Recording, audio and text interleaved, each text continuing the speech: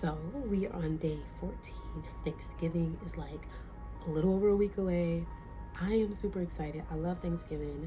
It's probably my favorite holiday because there's so much food, and I'm a foodie. I love food.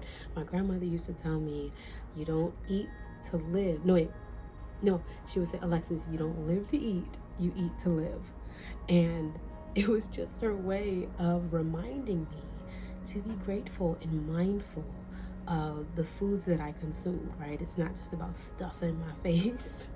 Although I still struggle with that, but still, it's not just about stuffing my face. It's about being grateful for the food that we have and the experiences that we have in the kitchen and with our loved ones when we're cooking, right?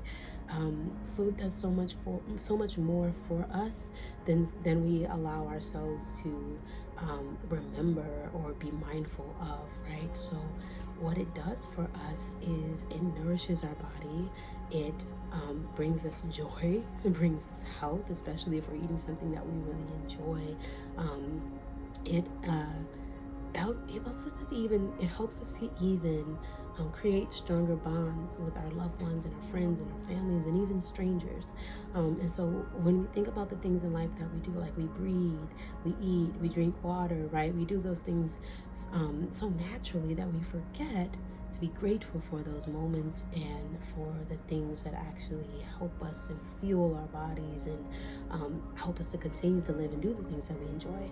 So today's journal prompt is about listing your favorite meals and the foods that you enjoy eating and what you love to cook, but then taking it a step forward and further and saying, I'm grateful for these foods because it brings me joy or brings me health, or like it nourishes my body, whatever it may be.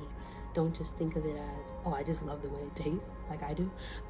Think of it more about how it adds to your life, what it does for you, why you're grateful for it, whether you're grateful for the experience of eating or whether you're grateful just for the taste of food or the food bringing you together with your loved ones, whatever it may be.